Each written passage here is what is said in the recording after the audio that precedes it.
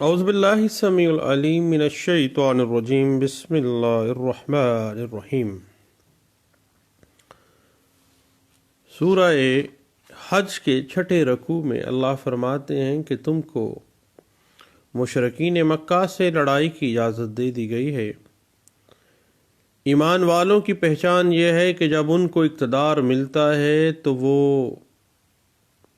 नमाज कायम करते हैं, ज़कात देते हैं, अच्छाई का हुक्म देते और बुराई से रोकते हैं। लेकिन इंजाम हर बात का अल्लाह के हाथ में है।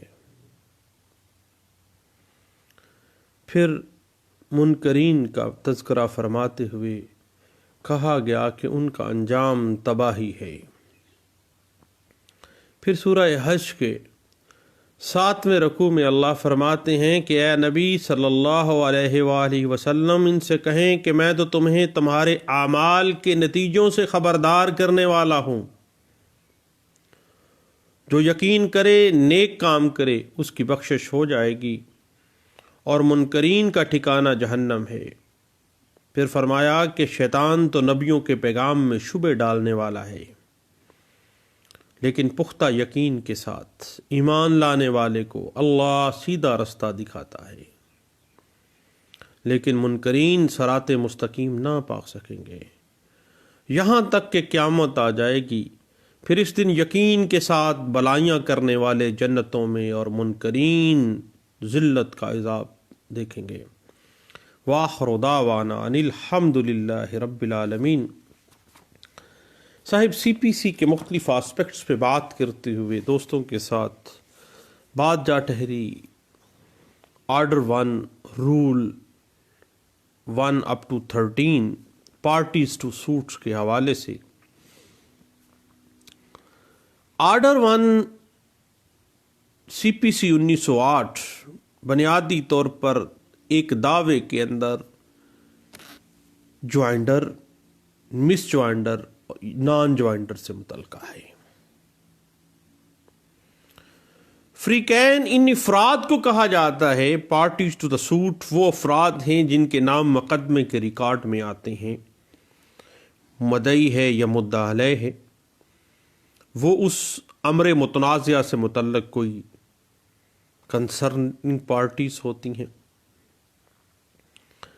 एक दावे में मुख्तलिफ प्लेंटिफ्स शामिल होकर अपने किसी मुश्तरका हक के लिए चाराजोई कर सकते हैं, लेकिन मुश्तरका दावे में सिर्फ मखसूस शराइत को पूरा करने पर ही मेंटेनेबिलिटी या जो दायरी है वो अपना स्टेटस गेन कर सकती है। अगर किसी दावे में फरीकैन ज़्यादा हों तो वहाँ नुमाइंदा दावा दायर किया जा सकता है, और नुमाइंदा दावा दायर करने से पहले अदालत की इजाज़त हासिल करना ज़रूरी है। बसूरत दीगर नुमाइंदा दावा दायरी जो है वो बार होगी, दायर ना किया जा सकेगा। अगर किसी दावे में गलत फरीकैन को शामिल कर दिया गया हो या बेजा तौर पर फरीकैन को शामिल कर दिया गया हो, यानी अगर उसमें मिसज्वाइंडिंग हो गई है या अननेसेसरी पार्टीज को शामिल कर दिया गया है, तो ऐसा दावा खारिज नहीं किया जाएगा, बल्कि अदालत फ्रीकैन के हकूक और उनके मफादात को मद्देनजर रखते हुए उस दावे का फैसला करेगी।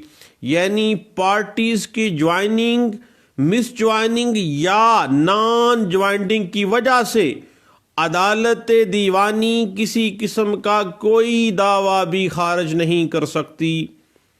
अगर कोई मुकदमा गलत मदई के नाम से दायर किया गया है तो अदालत इस मुकदमे को खारिज नहीं करती, बल्कि फरीकैन मुकदमा को उस वक़्त तक टाइम दिया जाता है कि वो मुकदमा में जो मौजूदा गलती है उसको वो दुरुस्त कर लें। और अदालत को ये भी इख्तियार हासिल है कि वो दौराने कार्रवाई किसी भी मरहला के ऊपर पार्टीज के अंदर अजाफा कर सकती है या उनकी तादाद में कमी कर सकती है। लेकिन अगर किसी दावे में डिफेंडेंट का इजाफा किया गया हो तो फिर अदालत की हदायत के मुताबिक आपको प्लेंट के अंदर, उस अर्जी दावे के अंदर तरमीम करनी पड़ेगी, अमेंडमेंट में जाना पड़ेगा और अमेंडमेंट की जाएगी। Parties to the suit according to Order 1, Rule 1, all the person may be joined in one suit as plaintiff in whom any right to relief in respect of a cause of action exists in like manner. Rule 3, Order 1 CPC 1908 provides that all the person may be joined as defendant against whom any right to relief in respect of cause of action arises. यानी order 1 का rule 1 उन अशखास, उन प्लेंटिफ्स, मदयान जो से मुतल्लिका है जो शामिल किसी दावा में किए जा सकते हैं, यानी वो लोग जो कि उस काज ऑफ एक्शन से कोई राइट रखते हैं।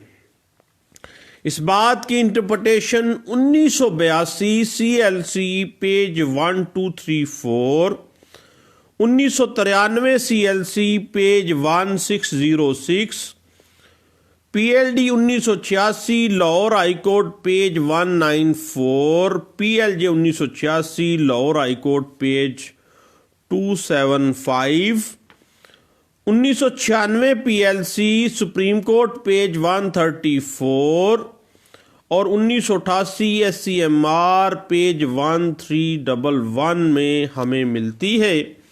और इस हवाले से ज्वाइंडर ऑफ प्लेंटिफ्स के हवाले से 2003 SCMR पेज 29, 1988 SCMR पेज 1311 इसी केस में रिविजिट किया गया और 2003 YLR पेज 1260 इस बात को अब हमें इंटरप्रिटेशन दे देती है और वाज़े कर देती है कि where necessary party is not joined the court has the option to dismiss the suit as incompetent or to remand the case with description to get impleaded all the parties and decide the matter afresh.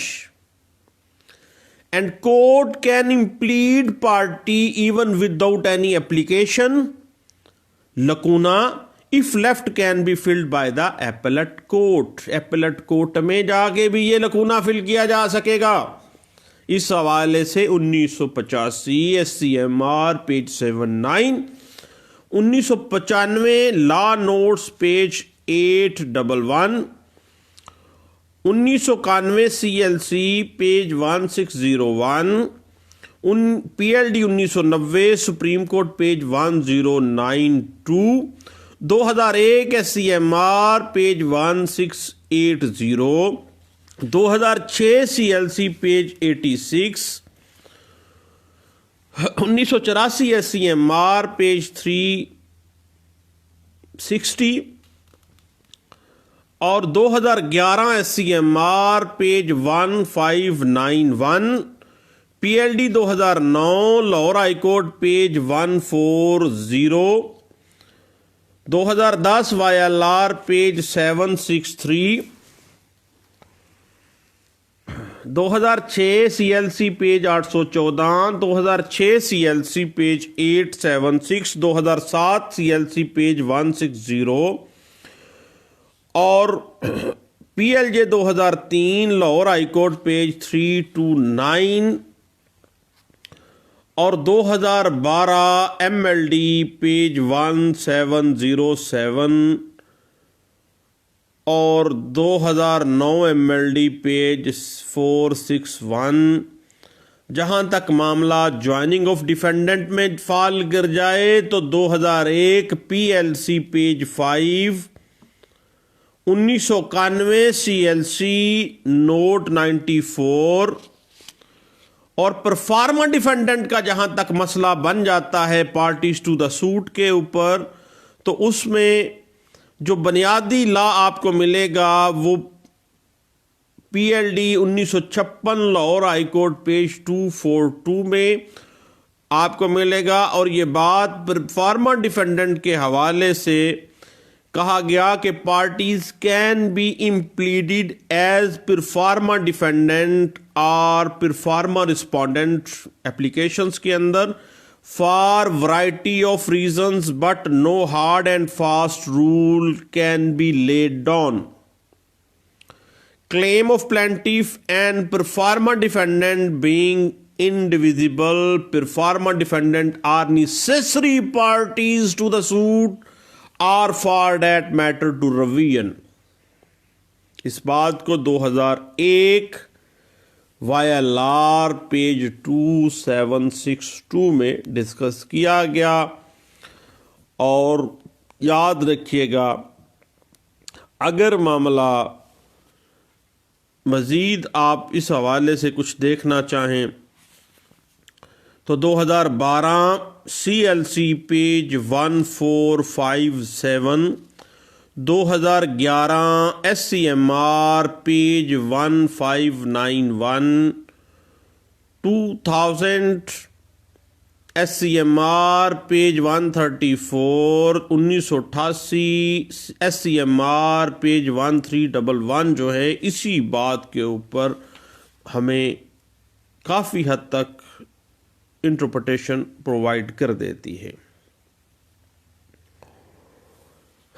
उसके बाद अगर हम चले जाएं order 1 के rule 2 की तरफ, तो ऑर्डर 1 रूल 2 CPC 1908 जो है बुनियादी तौर पर कोर्ट को एम्पावर करता है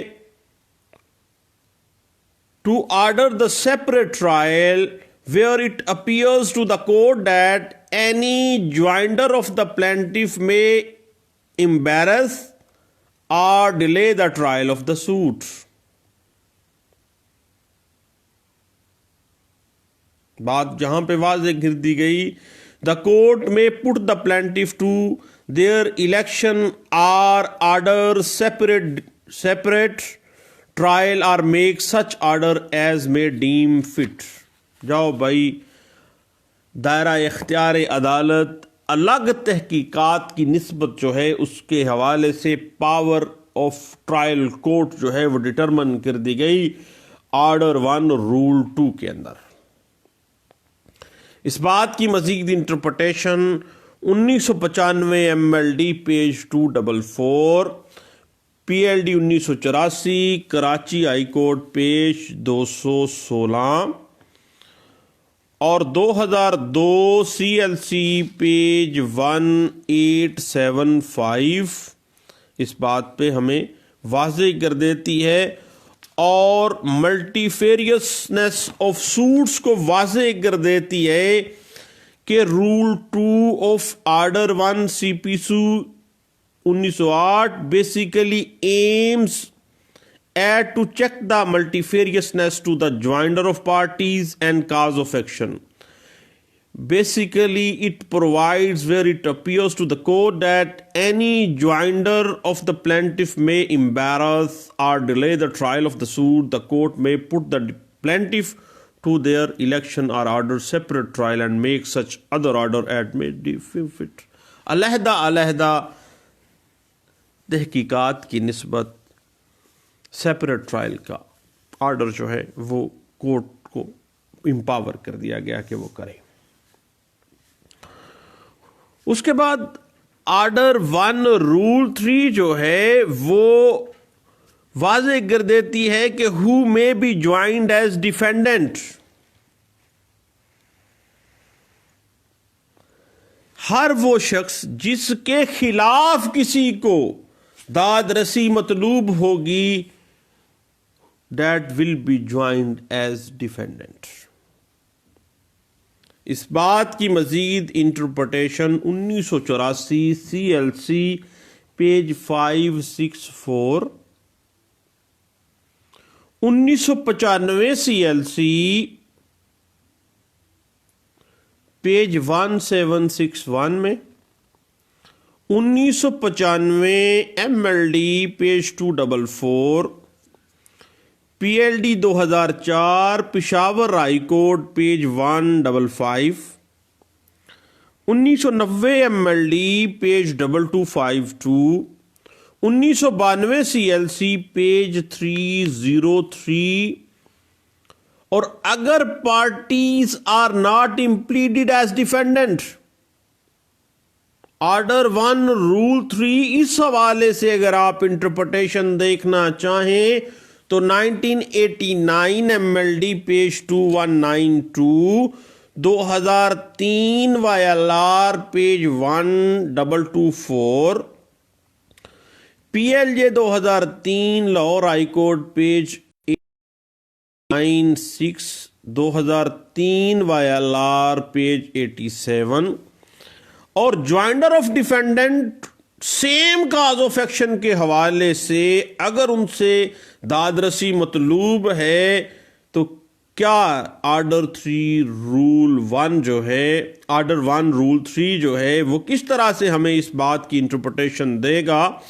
इस हवाले से PLD 2009 Karachi high court page 227, NLR 2003 civil digest Lahore high court page 407, 2009 CLC page 433, 2009 CLC page 1070 जो है as it is the preposition of the case, हमें इस खास प्रीपोजिशन पे हमें वजाहत दे देता है। और अगर defendants erred as party unnecessarily, then हमें 2009 YLR पेज 845 इस बात की इंटरप्रिटेशन देगा। और इसी पॉइंट के ऊपर अगर आपको मज़ीद कुछ देखना हो तो 2011 CLC पेज 1239, और इसी बात को मज़ीद अगर आप इंटरप्रिटेशन में लेके जाना चाहें तो 1990 MLD पेज 1617, 2001 CLC पेज 1589, और उसके बाद एक बड़ी अहम बात है बतौर डिफेंडेंट कि अगर सूट बाय डिजिग्नेशन है गवर्नमेंट ऑफिसर के खिलाफ तो that is not maintainable in the according to the order 1 rule 2 के तहत। इस बात को 1990 ALD पेज 2851 में, 2005 YLR पेज 277 में और वाज़े कर दिया गया कि अगर किसी केस में property in question vested with the provincial government is to be independently made party being owner of the land, designation को आपने पार्टी नहीं बनाना, गवर्नमेंट ऑफ पंजाब को बना लें, फेडरल गवर्नमेंट है तो फेडरल गवर्नमेंट को बना लें। इस बात की interpretation 1987 CLC page 2360, 2001 CLC page 701, 2005 YLR page 277, और इसी पॉइंट को डिस्कस करती है PLD 2009 सुप्रीम कोर्ट पेज 183। और इसी बात के ऊपर अगर आप मज़ीद सुप्रीम कोर्ट की लैंडमार्क जजमेंट देखना चाहें तो PLD 1980 सुप्रीम कोर्ट पेज 97,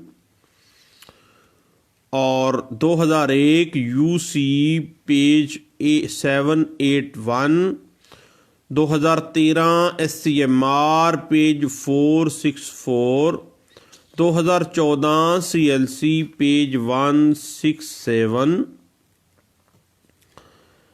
और इसी बात की मज़ीद टेक्निकलिटीज़ को अगर आप देखना चाहें तो 1993 SCMR पेज 1185, 2003 CLC पेज 1788 और 1988 SCMR पेज 763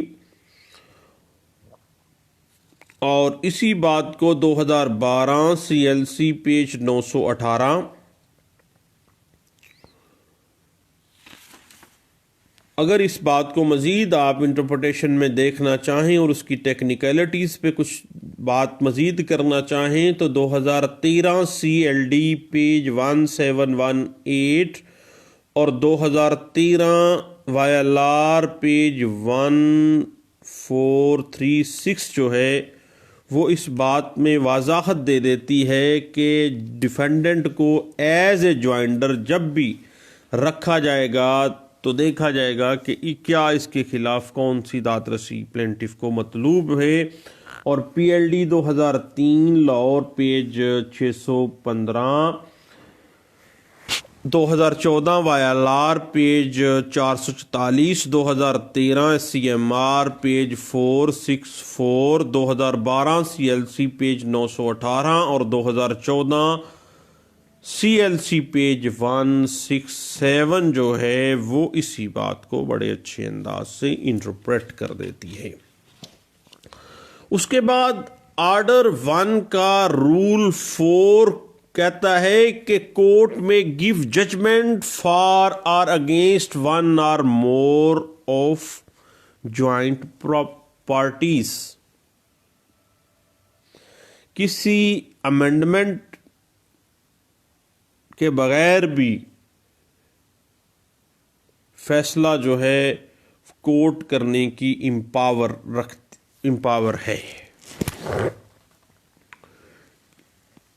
इस बात की मज़ीद इंटरप्रिटेशन आपको इस तरह से मिलती है कि जजमेंट में be given without any amendment number 1 for such one or more of the plaintiff as may be found to be entitled to relief for such relief as he or they may be entitled to। उनके खिलाफ वाकई उनको दादरसी मतलूब है। दूसरी, against such one or more of the defendant as may be found to be liable according to their respective liabilities। अगर अदालत को वजाहत हो जाती है कि वाकई प्लेंटिफ्स को इन डिफेंडेंट्स के खिलाफ दादरसी मतलूब है तो फिर डिफेंडेंट की ज्वाइनिंग के लिए आपको अमेंडमेंट में भी नहीं जाना पड़ेगा। इस बात की इंटरप्रिटेशन जो अगर बेस में अगर आप जाना चाहें इस स्पेसिफिक प्रीपोजिशन और नोशन ऑफ द CPC के हवाले से तो all India reporter 1929 Bombay high court DB का फैसला पेज 51 और इसी बात को पाकिस्तान की एक लैंडमार्क जजमेंट है 1984 CLC पेज 1897 में इंटरप्रेट किया गया था। उसके बाद दोस्तों हम चलते हैं ऑर्डर 1 के रूल 5 की तरफ। ये वाज़े कर देती है कि ज़रूरी नहीं कि हर एक डिफेंडेंट तमाम रिलीफ से तमाम दादरसी से गर्ज रखता हो जिसका दावा किसी मुकदमे में इसके खिलाफ जो है वो दायर किया गया है। इसके इस बात की अगर आप देखना चाहें अगर सम सॉर्ट ऑफ रिलीफ भी है तो पार्टी नेसेसरी है, वो डिफेंडेंट नेसेसरी पार्टी है, थोड़ा सा भी रिलीफ है तो टू सम एक्सटेंट भी है तो इस बात को 2001 CLC पेज 90, 1995 CLC पेज 1200 में इंटरप्रेट किया गया था।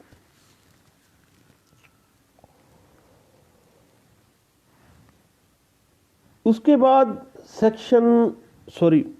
ऑर्डर 1 रूल 6 जो है उसमें वाज़े कर दिया गया कि मुद्दई को इख्तियार हासिल है कि अगर उसकी मर्जी हो एक ही मुकदमा में इन अशखास में से सबको या बाज़ को वो पार्टी बना ले जो एक ही कॉन्ट्रैक्ट की बाबत मुनफरद या मुश्तरका तौर पर लायबल हों।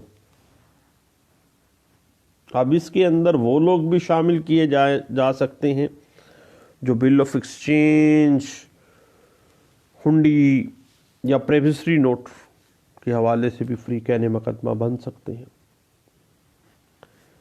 इस बात की मज़ीद interpretation PLD 1984 Karachi high court page 216,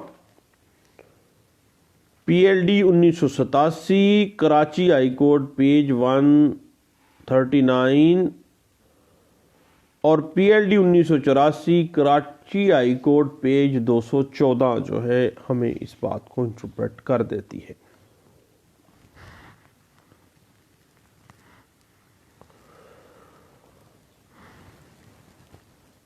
उसके बाद ऑर्डर 1 रूल 7 जो है कहती है कि when plaintiff in doubt from home redress is to be sought, कि जब मुद्दई को शक हो कि इस शख्स से उसे दाद रसी, इस डिफेंडेंट से उसे दाद रसी मिलनी चाहिए, तो वो उसको डिफेंडेंट पार्टी बनाएगा और वो डिफेंडेंट के तौर पे आएगा और बाद में अदालत इस बात को डिटरमिन करेगी कि क्या वाकई इससे दाद रसी प्लेंटिफ को मिलनी चाहिए या नहीं मिलनी चाहिए। इस बात को PLD 1984 Karachi high court page 2160 में भी इंटरप्रेट किया गया था। उसके बाद बात चल निकलती है ऑर्डर 1 के रूल 8 वाज़े गिरता है कि एक शख्स जुमला अशखास हकदार की तरफ से जो एक ही हक रखते हों वो दावा या जवाब दे सकता है। अब अगर हम इस बात को देखना चाहें तो 1 पर्सन में sue or defend on behalf of all in same interest. एक बंदा सबके बिहाफ पर सूट फाइल भी कर सकता है और डिफेंड भी कर सकता है। नुमाइंदा सूट्स के हवाले से बात चल निकली जो कि एक इनएबलिंग प्रोविजन है। और ये वजाहत भी कर दी गई थी कि नुमाइंदा सूट जो है अदालत की इजाज़त हासिल करना ज़रूरी है, बसूरत दीगर नुमाइंदा दावा दायर नहीं होगा।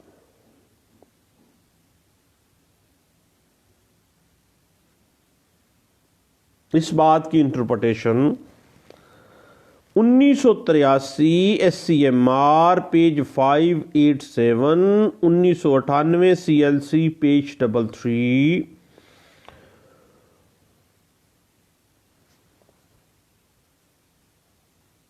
अब बात थोड़ी सी आगे चलते हैं कि ऑर्डर 1 रूल 8 की इसेंशियल कंडीशंस कौन कौन सी हैं। Number 1, the represented parties must be numerous. काफी ज्यादा होनी चाहिए पार्टीज, 2 या 2 से ज्यादा। दूसरी बात कि उस मुकदमे में, उस दावे में उनका सेम इंटरेस्ट हो। तीसरी बात, the permission of the court.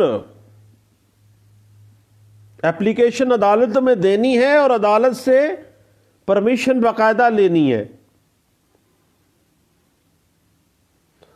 उसके बाद जब परमिशन मिल जाए, चौथे नंबर पर याद रखिएगा, अदालत परमिशन दे देती है रूल 8 के तहत ऑर्डर 1 के, तो नोटिस जो है पार्टीज को लाजमी दिया जाएगा।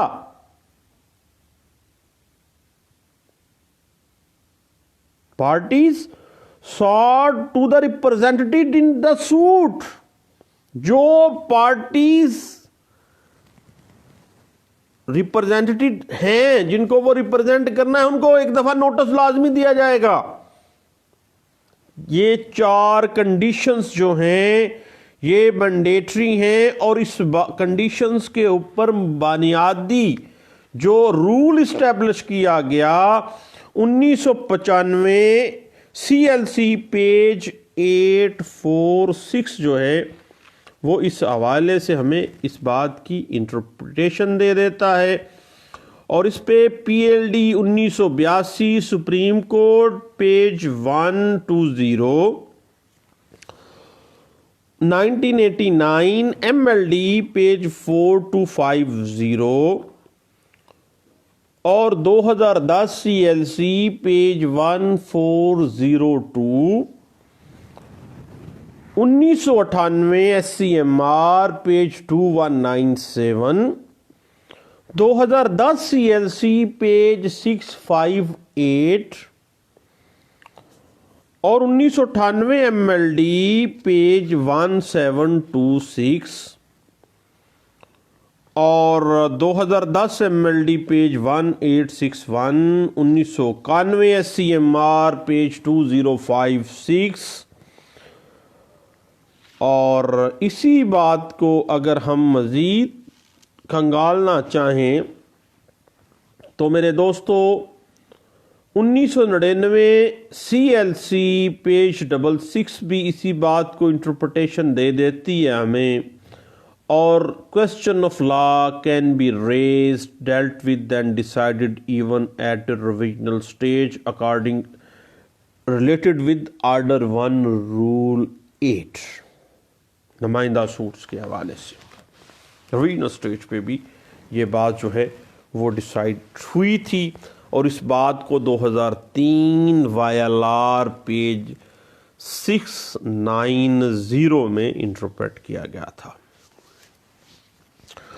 उसके बाद फिर हम आगे चलते हैं थोड़ा सा, तो बात वाज़े हो जाती है 2015 CLC पेज 253C में, 1986 CLC page 2218, 2010 CLC page 902, NLR 1996 UC 523C, 1997 CLC page 615, 2012 CLC page 918 में इस बात को इंटरप्रेट किया गया था। जहां तक मामला आगे निकलता है और वो जा ठहरता है ऑर्डर 1 के rule 9 miss joinder and non ज्वाइंडिंग के हवाले से।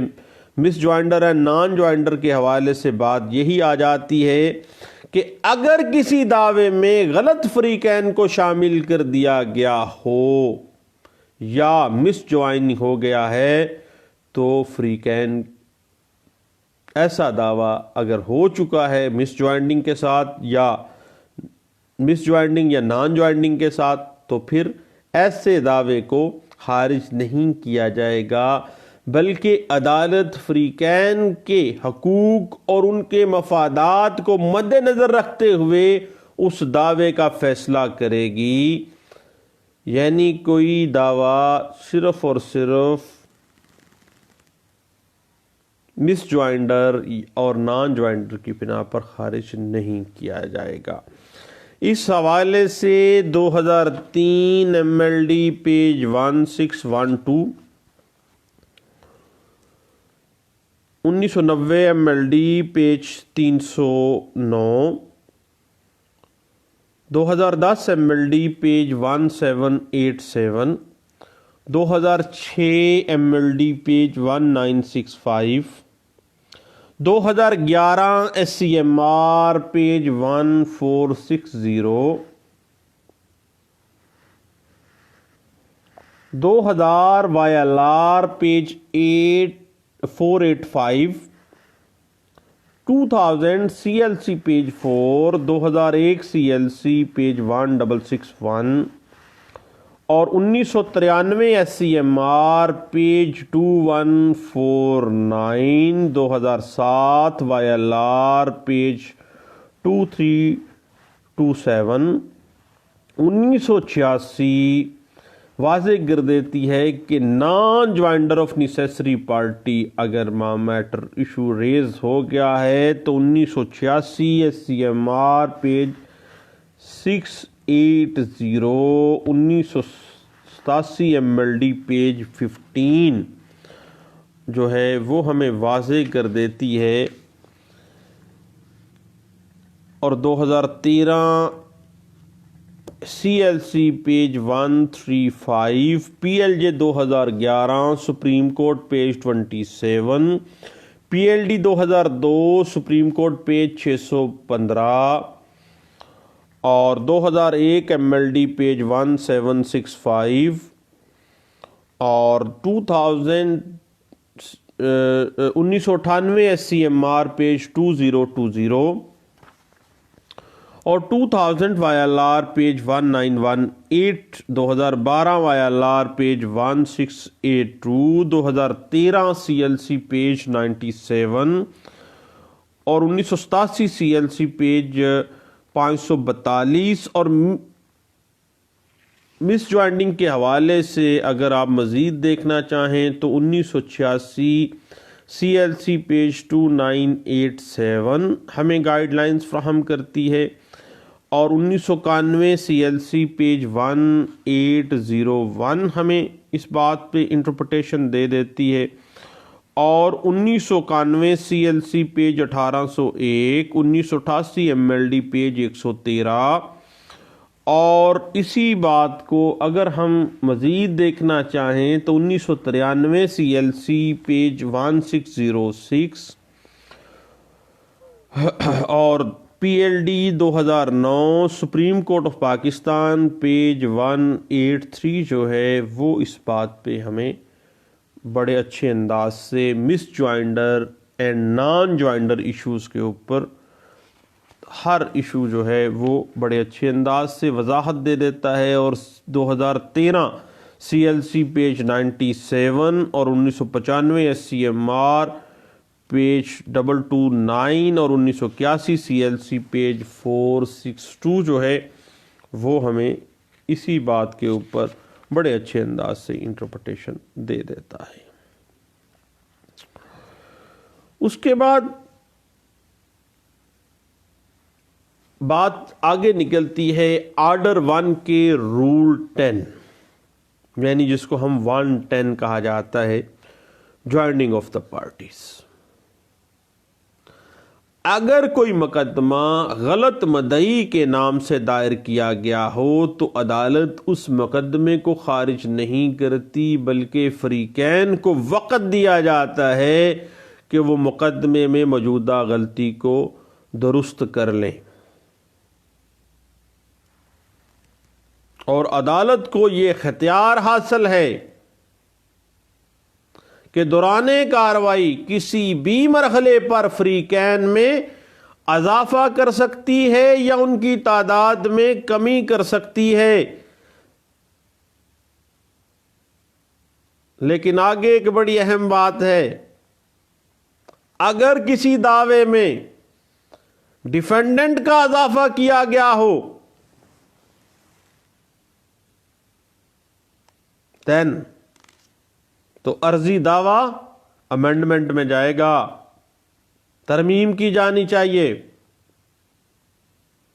अदालत की हदायत के मुताबिक।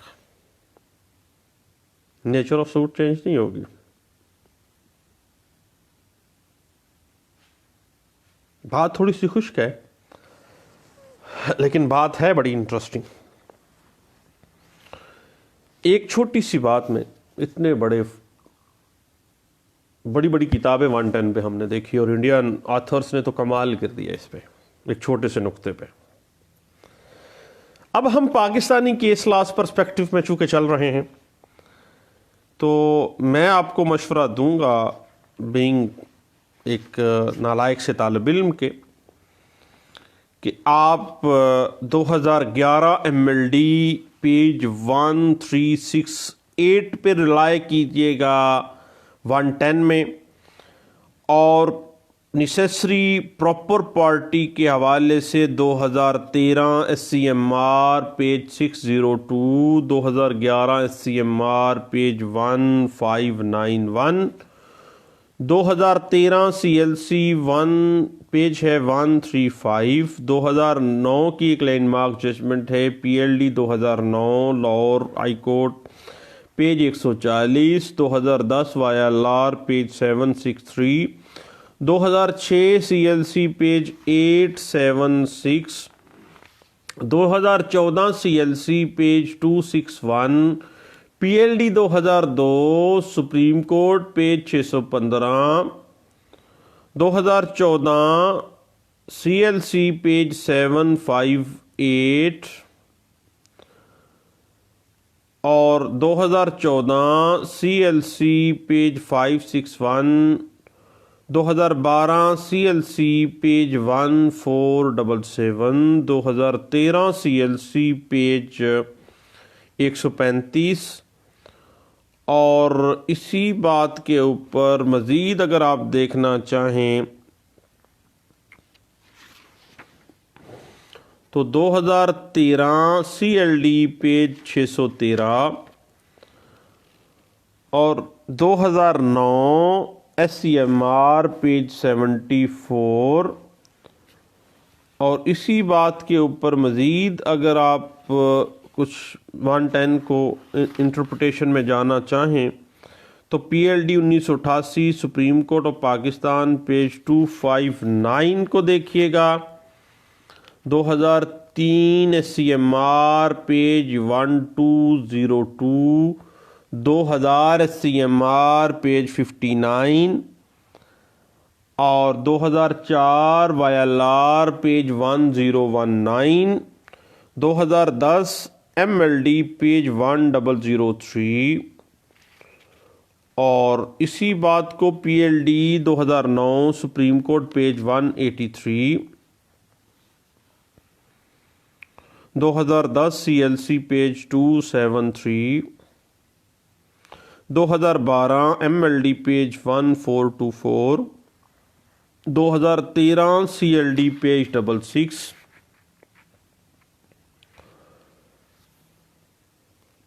PLD 2009 Lahore high court page 140, 2007 MLD page 89। और इसी बात को 2013 CLD पेज 2138।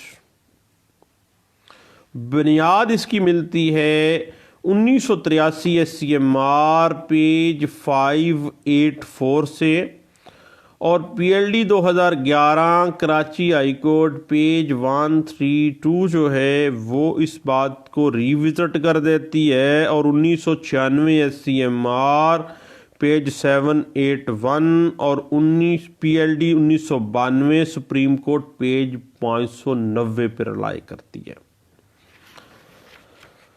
तो दोस्तों, जहां तक इम्प्लीडिंग ऑफ पार्टी इन रिवीजन का मैटर है तो 2006 SCMR page 683, 2003 YLR page 1224, 2003 SCMR page 1246 जो है वो हमें इस हवाले से इंटरप्रिटेशन दे देती है। और इम्प्लीडमेंट ऑफ रिस्पोंडेंट के हवाले से अगर इशू क्रिएट हो जाता है तो 2009 YLR page 162, 2007 MLD page 1647, 2004 CLC page 782, 2005 CLC page 1153, 2004 MLD page 1382, 2011 CLC page 693, PLD 2008 Lahore high court page 116,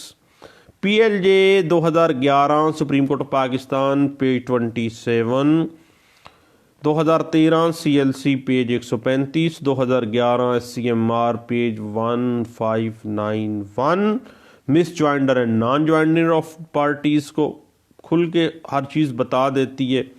और इसी बात को PLD 2015 Sindh high court page 221, 2012 SCMR page 540, 2013 SCMR page 602 और 2016 CLC पेज 165 और 2013 CLC 135B और PLD 1992 supreme court page 590C, 1995 CLC page 1529, 2002 CLC page 1165, PLD 2005 Azad Jammu and Kashmir high court का फैसला page 9 के ऊपर है। और इसी बात को 1997 CLC पेज 1684 में और 2013 CLC पेज 135C में और 1995 SCMR page 1748, PLD 2011 Lahore high court page 539, 2013 CLC page 135 और 2011 CLC पेज 1619 में इंटरप्रिटेशन हमें वजाहत दे देती है। जहाँ तक ऑर्डर 1 के रूल 11 का मामला है तो प्यारे दोस्त, अदालत को इख्तियार है कि कंडक्ट ऑफ सूट, पैरवी सूट मुकदमे के हवाले से जो सिविल कोर्ट है, ट्रायल कोर्ट, उसको इख्तियार है कि पैरवी मुकदमे की जो जिम्मेदारी है उस शख्स के हवाले करे जिसे वो मुनासिब समझे। अब अगर हम order 1 rule 11 conduct of suit में अगर हम जाना चाहें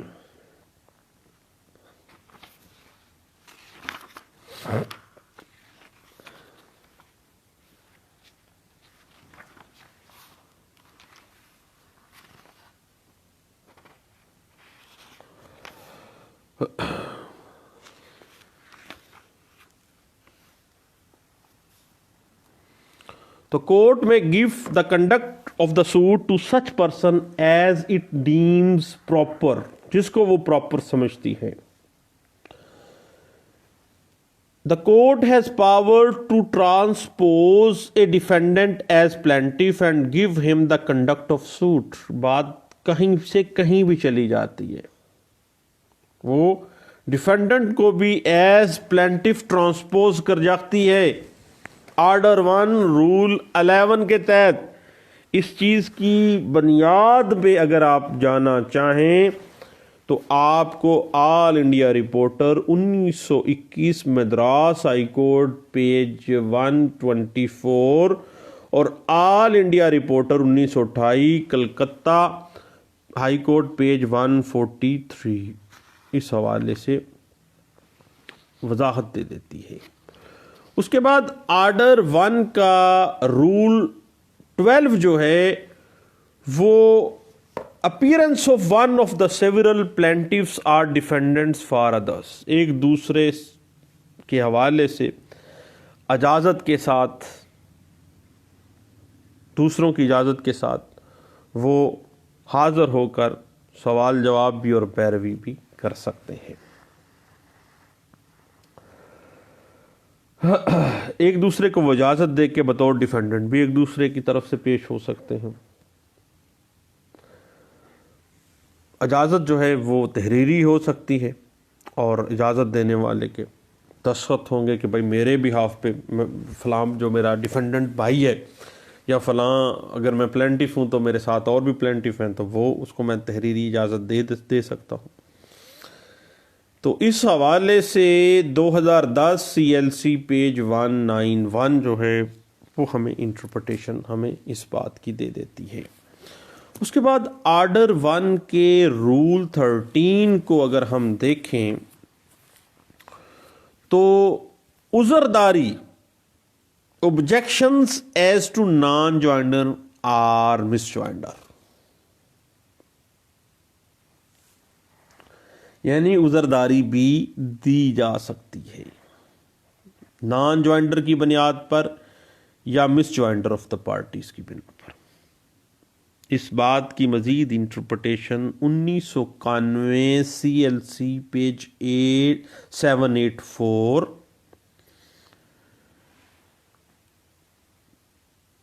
1991 CLC पेज 784 के अलावा 1985 CLC पेज 116 सुप्रीम कोर्ट की एक लैंडमार्क जजमेंट है 1990 MLD पेज 1617 और 1993 CLC पेज 257 जो है वो उज़रदारी बार बनाए misjoinder or non joinder of the parties to the suit के हवाले से हमें वजाहत दे देती है। तो दोस्तों, आर्डर 1 के रूल 1 से लेके 13 तक जो हैं पार्टीज टू द सूट की मुख्तलिफ टेक्निकलिटीज़ और लीगल इश्यूज़ को डील कर रहे हैं, जिनको हमने देखा है। और parties to the suit order 1 जो है रूल 1 से लेके 13 तक बहुत अहम CPC का प्रोविजन है। मामला थोड़ा सा खुश्क और मेरे जैसा नालायक बंदा हो सकता है आपको अच्छे तरीके से वाज़ेह ना कर सका हो, लेकिन चूँकि सिविल लॉ पढ़ते पढ़ते काफ़ी अरसा गुजर गया, तकरीबन 5-7 साल से तो सिविल लॉ को ऊपर नीचे कर ही रहे हैं। तो जितना मेरे नॉलेज के मुताबिक देखें, इल्म जो है वो ट्रांसफ़र किया जा सकता है, लेकिन जो टेक्निकलिटीज़ हैं या जो एक्सपीरियंस है वो एक नालायक बंदा हो सकता है उस एतबार से ट्रांसफ़र ना कर सके। तो मैं बज़ाते खुद एक तालिब इल्म हूँ सिविल लॉ का। सिविल लॉ एक समंदर है, लेकिन हम कोशिश करते हैं, इस कोशिश में मेरा साथ दीजिएगा। और मज़ीद इंशाअल्लाह मुख्तलिफ आर्डर्स ऑफ CPC 50 आर्डर हैं, 51 तो वैसे ही रिपील हो गया था 40s के अंदर ही। तो हम जो 50 आर्डर्स हैं ना CPC 1908 के, वो इंशाअल्लाह फ़र्दन एक एक आर्डर के हम एक आर्डर और उसके रूल्स को लेंगे और इंशाअल्लाह अब ये हमने एक सीरीज़ का आगाज़ करने जा रहे हैं। दुआओं में मुझे याद रखिएगा। Thank you. अल्लाह हाफिज़।